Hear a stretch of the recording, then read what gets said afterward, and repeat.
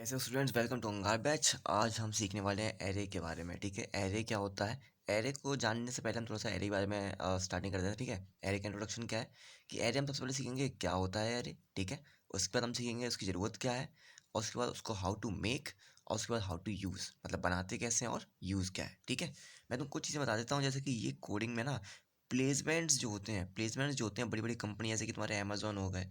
ठीक है, अमेजोन हो गए, माइक्रोसॉफ्ट हो गए, इन सभी बड़ी कंपनीज में जो प्लेसमेंट में मांगा जाता है वो होता है डीएसए। ठीक है, डीएसए क्या है, डेटा स्ट्रक्चर्स एंड एल्गोरिदम्स। अब ये एक सब्जेक्ट होता है, पर डीएसए का जो स्टार्टिंग होती है वो तुम्हारी एरे से ही होती है। ठीक है, एरे जो है वो तुम्हारा पहला डेटा स्ट्रक्चर है जो हमें पढ़ना है। ठीक है, क्या है, फर्स्ट डेटा स्ट्रक्चर है।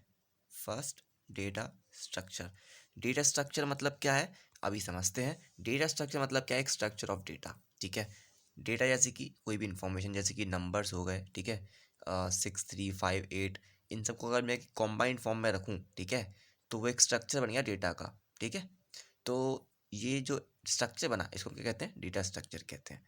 ओके, अब एरे क्या होता है। एरे की अगर मैं सिंपली बोलूँ व्हाट इज़ एरे, तो यार एरे की अगर मैं बात करूँ तो array is basically linear data structure. ठीक है, कोई नहीं पूछने वाला क्या होता है, पर जैसे मैंने बता दिया। अभी लीनियर का मतलब क्या है। लीनियर का मतलब ये है कि मेमोरी के अंदर, हमारी जो मेमोरी होती है कंप्यूटर की, उसके अंदर ये स्ट्रेट फैशन में बनता है। मतलब है कि मान लो अगर मेरी रैम है, ठीक है, तो अगर मैं लिखता हूँ simply int A is equals to 6 और बी इज इक्वल्स टू 8, तो क्या होता है कि ए तुम्हारा यहाँ पे स्टोर हो रहा है और बी तुम्हारा यहाँ पे स्टोर हो रहा है कहीं पे। ठीक है, हमें नहीं पता कहाँ पे हो रहा है, शायद से यहाँ पे हो जाए, कहीं भी रैंडमली हो सकता है। पर एरे क्या होगा, अगर मैंने तीन तीन वेरिएबल्स का मैंने मतलब तीन मैंने मेमोरी स्पेस का एरे बनाया है, तो मेरा एरे कुछ ऐसे बनेगा, गुडुम, और यहाँ पे तीन वेरिएबल्स की जगह हो जाएगी एक तरीके से। ठीक है, तो मैं एक लीनियर फैशन में, स्ट्रेट लाइन फैशन में, एक स्ट्रेट लाइन के फैशन में बनाता हूँ इसे। ठीक है, ओके, इसलिए हम कहते हैं लीनियर डेटा स्ट्रक्चर। ओके, और इसकी नीड क्या है, ज़रूरत क्या है एरे की। एरे की ज़रूरत यार ऐसे समझ लो कि मान लो कि मेरे को यार वेरिएबल्स स्टोर करने, वेरिएबल्स डिक्लेयर करने हैं, तो मैं एक बार में अगर एक वेरिएबल डिक्लेयर कर दूँ B C D E, मैं मान लो मैंने 5 वेरिएबल्स डिक्लेयर किए, तो 5 वेरिएबल्स मैंने आराम से डिक्लेयर कर दिए। मेरे को 10 करने होते तो मैं चलो 10 भी कर देता मैं। अगर मान लो मेरे को 100 वेरिएबल्स डिक्लेयर करने हैं, तो भाई प्रोग्रामर तो 10 बार टाइप करता रहेगा नए नए वेरिएबल्स के नाम, 100 वेरिएबल्स बनाने में उसी की हालत ख़राब हो जाएगी है ना। तो यार एक तरीका है एरे। एरे की मदद से मैं एक लाइन लिखते ही जितने चाहूँ उतने वेरिएबल्स डिक्लेयर कर सकता हूँ मेमोरी के अंदर। डिक्लेयर करने का मतलब क्या होता है कि मेमोरी के अंदर उसमें जगह हमने घेर ली। तो डिक्लेयर और इनिशियलाइज में दो पार्ट्स होते हैं, मैं कंफ्यूज ना करूँ। ठीक है, डिक्लेयर और इनिशियलाइज, अगर इनमें कन्फ्यूजन है तो मैंने वेरिएबल्स की वीडियो बना रखी है, फिर भी बता देता हूँ।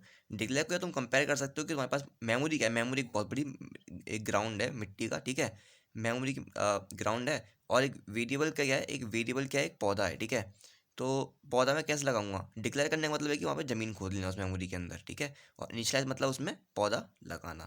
तो जब मैं डिक्लेयर करता हूँ तो उसके लिए मैं उसमें जगह घेर रहा हूँ। ठीक है, यानी कि गड्ढा खोद रहा हूँ उसके ग्राउंड के अंदर। तो अगर मेरे को 10-15 मेरे को वेरिएबल्स डिक्लेयर करने हैं, तो यार उसका क्या तरीका है कि मैं ऐसे वेरिएबल्स के नाम लिखता जाऊँ 10-15। अगर 1000 करने हैं तो मैं 10,000 वेरिएबल्स के नाम लिखूँ, तो 1000 मेमोरी स्पेसेस रिजर्व हो जाएंगे मेमोरी के अंदर। तो यार 1000 बार लिखने की अगर जगह मैं एक लाइन से ऐसा कर सकूँ तो कितना बढ़िया नहीं होगा। तो वही काम करता है हमारा एरे। एरे की मदद से हमको ऐसे हज़ारों वेरिएबल्स के नाम लिखने की ज़रूरत नहीं है। हम सिंपली क्या करेंगे, एक वेरिएबल बनाएंगे और उसके अंदर 1000 वैल्यूज़ डाल देंगे। ठीक है, कैसे, एक वेरिएबल बनाएंगे, उसको मैंने नाम दे दूंगा कुछ भी, मैंने मान लो नाम दे दिया AR। ठीक है, और उसके अंदर हम कितने वैल्यूज़ डाल सकते हैं, मान लो मैं 10 वैल्यूज़ डाल सकता हूँ अभी फ़िलहाल। ठीक है, ये लगाया सेमी कॉलम, सिंपली एक लाइन लिखते ही मेरे मेमोरी के अंदर मैंने 10 वेरिएबल्स की जगह ऑक्यूपाई कर ली। ठीक है, और सभी को मैं किस नाम से एक्सेस कर सकता हूँ, AR नाम से। अच्छा, सभी को मैं AR नाम से एक्सेस कर सकता हूँ, ये बात कुछ बैठी नहीं। चलो इसको विजुलाइज करते हैं। मान लो ये मेरी मेमोरी है। ठीक है, इस मेमोरी के अंदर मैंने जब ये लिखा AR10, तो क्या हुआ कि मेमोरी के अंदर स्ट्रेट फैशन में ये 10 ब्लॉक्स, 1 2 3 4 5 6 7 8 9 10, ठीक है, तो ये 10 ब्लॉक्स मेरे एलोकेट हो गए। एक तरीके से ये वैसे ही होता है कि मैं यहाँ पे 10 वेरिएबल्स लिखता तो भी कुछ ऐसे होता है, एक यहाँ होता है, एक यहाँ होता है, एक यहाँ होता है, रैंडम फैशन में होते। एरे है इसलिए स्ट्रेट लाइन फैशन में हुए हैं। अब ये एरे जो है ना, इसको मैं कहता हूँ कि कॉलोनी समझ लो, ठीक है, कॉलोनी समझ लो। अगर मैं कॉलोनी की बात करूँ तो वो किसी एक नाम से जानी जाती है, यहाँ पे वो AR नाम से जानी जा रही है। अब यहाँ पे हर एक जो मेमोरी लोकेशन है, ये वाली मेमोरी लोकेशन, ये वाली मेमोरी लोकेशन, मतलब रिजर्व्ड मेमोरी लोकेशन, यहाँ पे मैं कुछ वैल्यू डाल सकता हूँ, ठीक है, जैसे कि वेरिएबल्स की लोकेशन होती है वैसे ही है। तो अगर मैं इसमें कुछ डालना चाहता हूँ तो यहाँ पे को हाउस नंबरिंग होती है एक तरीके से, ये 0 नंबर, ये 1 नंबर का हाउस, ये 2 नंबर का हाउस, 3 नंबर का हाउस, जैसे कॉलोनी में होती है ना लोकेशन कि 10 नंबर का घर है, 9 नंबर का घर है, ऐसे। तो यहाँ पे 5 6 7 8 9 है ना। तो यहाँ पे क्या होता है, 0 से नंबरिंग स्टार्ट होती है, ठीक है, 0 से नंबरिंग स्टार्ट होती है। अब बाई चांस मेरे को मान लो AR कॉलोनी के, यानी कि AR एरे के अंदर, AR एरे के अंदर 0 नंबर घर पे मेरे को कुछ डालना है, तो मैं सिंपली लिखूंगा, मान लो मेरे को 6 वैल्यू डालनी है, तो मैं क्या करूँगा, AR के, ये स्क्वायर ब्रैकेट लगाया, और ये मेरे को 0 पे डालना है, 0 पे 4 डालना है, तो मैं करूँगा 0 लोकेशन पे, यानी 0 इंडेक्स पे 6 वैल्यू डाल दो, ठीक है। अगर मेरे को मान लो A के अंदर 6 डालना हो तो मैं कैसे लिखता हूँ, A इज इक्वल टू 6, कोई मेरा वेरिएबल है इंट A, उसके अंदर मैं 6 डालना चाहता हूँ, ऐसे लिख दूंगा। तो यार उसी के तरीके से अगर मेरे को एरे के 0 इंडेक्स पे डालना है, मैं लिखूँगा AR, ठीक है, मेरे कॉलोनी का नाम यानी कि एरे का नाम, स्क्वायर ब्रैकेट में कौन से वाले हाउस में डालना है, ठीक है, कौन से नंबर के हाउस में डालना है, कौन सी इंडेक्स पे डालना है, इक्वल टू 6। अगर मेरे को मान लो 4 इंडेक्स पे डालना है 8, तो मैं लिखूँगा simply AR 4 index is equals to 8। इतना सिंपल होता है, ठीक है। अब यहीं की हम सीख लेते हैं कि चलो हमें ये तो आ गया कि मैं इसको इसके अंदर वैल्यू कैसे दे सकता हूँ। प्रिंट करवानी हो तो कैसे देंगे, प्रिंट करवानी हो तो सिंपली ऐसे लिखेंगे जैसे हम नॉर्मली वेरिएबल्स को प्रिंट करवाते हैं, प्रिंट एफ परसेंटेज डी, और हमारा जो लोकेशन है, जैसे कि मान लो मेरे को 0 लोकेशन या 1 लोकेशन क्या मैं वैल्यू प्रिंट करवानी है, सिंपली मैं ऐसे प्रिंट करवा सकता हूँ, print F percentage D AR 1, ठीक है, ओके।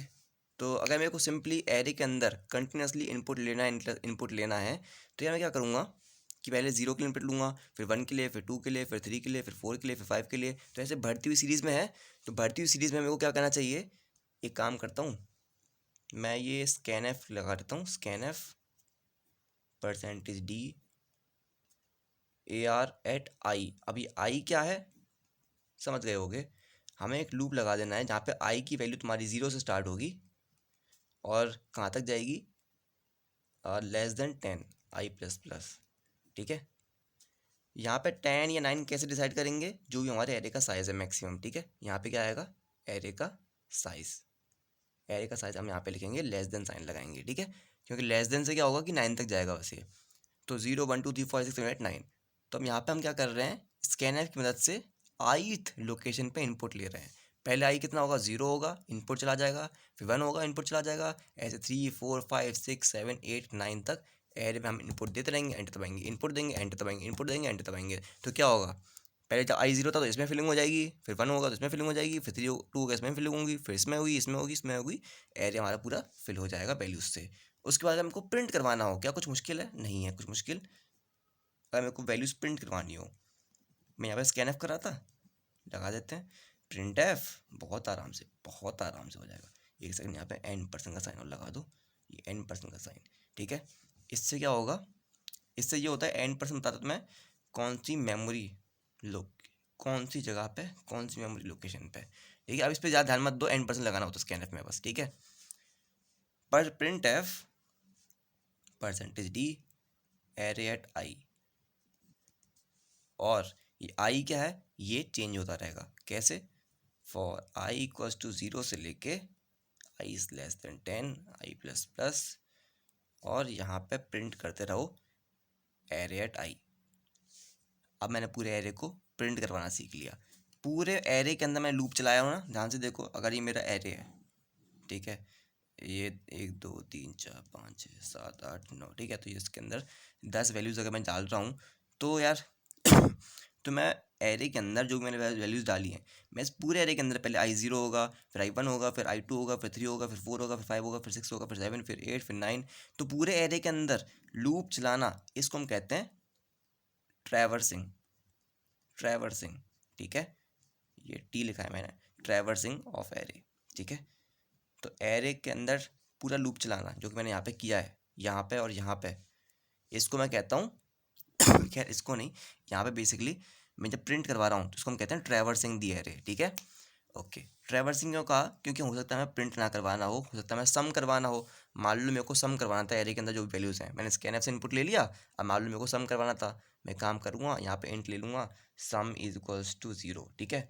और यहाँ पे प्रिंट करवाने की जगह लिख दूंगा sum is equals to sum plus array at I.